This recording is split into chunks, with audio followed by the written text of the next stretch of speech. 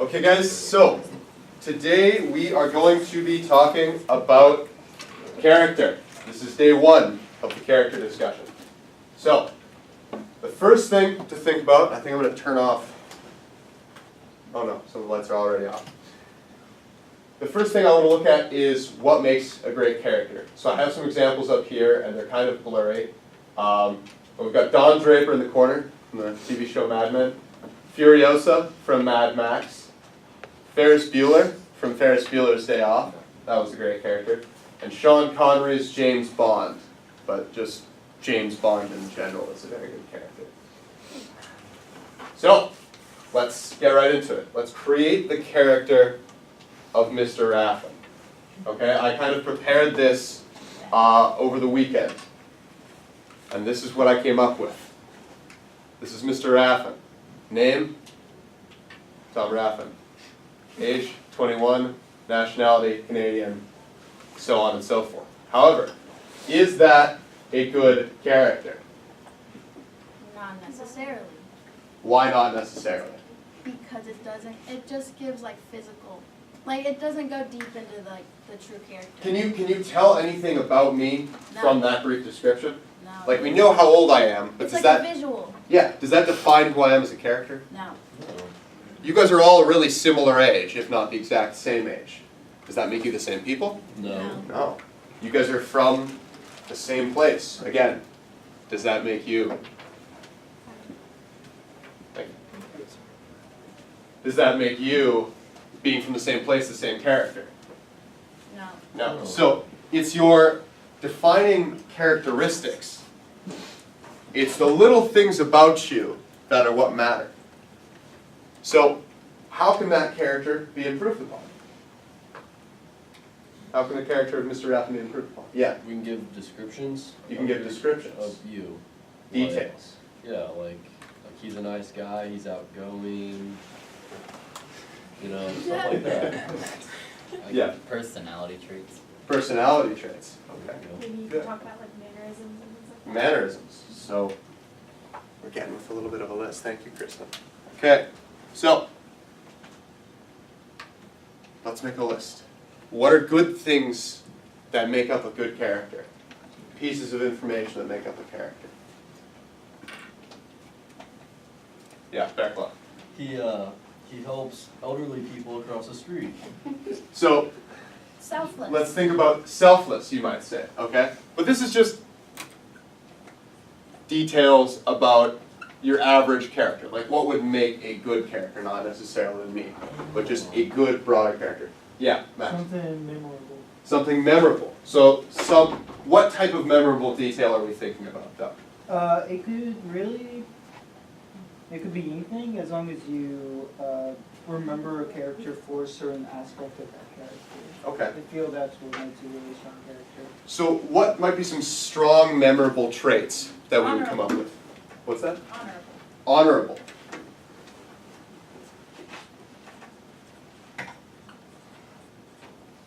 What else? What are some other details that might be beneficial? Cleaned up, nicely dressed.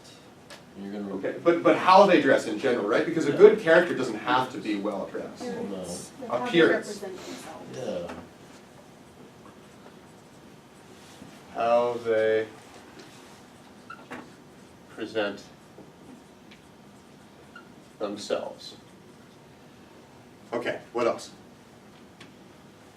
Caring. How dynamic they are. How dynamic they are. Ooh. Excellent. So, great characters are usually dynamic. Okay? Across a story or a tale, a dynamic character usually sees some sort of change or inner growth. They go from some sort of beginning point to some sort of end point. Okay, so they need to have some sort of change. Before they can get to that end point, though, we need to be able to paint a picture of that beginning, of that time before they made their change, before they moved to the end. Do you guys know some stories where we see dynamic characters? Just about every story. Just about every story. Thinking specifically, what might we think of? Alice in Spider-Man? Wonderland. Alice in Wonderland. How is Alice in Wonderland the story of a dynamic character? I don't I just know that there's really weird characters. There's really weird characters, okay. And do they change? Yeah, a little bit. Yeah. So we do see a movement, right? Yeah. Alice like starts out hating her new environment and everything, and then as time goes on, she gets more into it and she becomes more comfortable. So, but the point there is though, that she starts out hating it. So she starts out with some sort of beginning point, some sort of beginning stance that we know her for. Another example that I used last class was talking about The Hobbit. Have you guys seen that movie or read that book? I mean, I've heard of it. You've heard of it? Has anyone seen it or read it? Yeah. Josh? Do you want to talk about a little bit about what happens? No? I don't remember it all that well. Okay. Max, you had your hand up? Can you? Yeah. Oh, and Kristen. So Max and Kristen, Max first and then we'll go with Kristen. The Hobbit, the main character starts as very shy, intimate character, but slowly throughout the book. I never actually saw a movie, so I'm only talking through Okay, that works. standpoint. He grows more accustomed to his surroundings and becomes more, takes more on his own as far as this quest that they're trying to go on. He starts out as more of a sidekick character, and by the end is more of like a lead. Yeah. From what So he starts out as this introvert and this, a sidekick character, and then he grows into this other character. Kristen, do you have anything to add to that? Like I said, he wasn't really like an introverted character. He's more of like a homebody. He likes his things and like living in like shire overlands. Mm-hmm. And like then like throughout the story you see him like get out of his comfort zone and experience lots of things and like fight dragons and things like that. Yeah. And so he starts out as this homebody, and you mentioned a few other details, and that was his character, right? And when he starts to get out of his comfort zone, when we start to take our initial idea of what he was and move it into something else, we see that his character is changing. They're going from some sort of beginning point to some sort of end point. So I want to take us back to the list that we are making. What are some other details, other just pieces of information that can make a character have depth? They don't necessarily have to be like a good guy or a bad guy, but what gives a character depth? Yeah. Knowing their feelings. Knowing their feelings. Let's think more specifically on that. Like knowing who they like and who they hate. Likes and dislikes then, Yeah. right?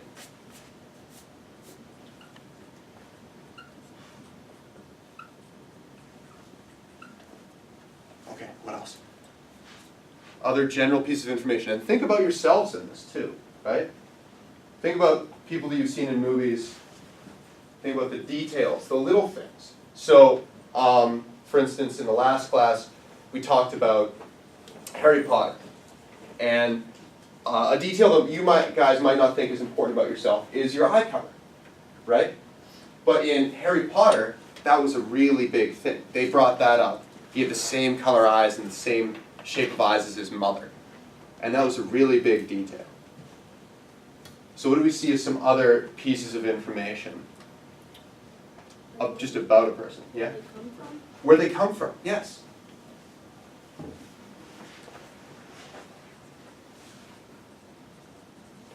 Hometown. Okay. What else? Like the physical characteristics. Their physical characteristics such as what? The way they look, the way they dress. Okay. How they dress? How like they keep their hair and then If they have any birthmarks or scars. yeah.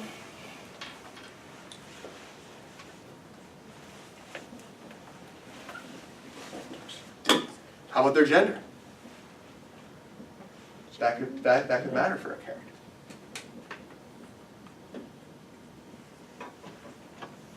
These are really just, we need some surface details, right guys? Just little things that make up a character. Nick? What are some things about you that you might think help you make up your character?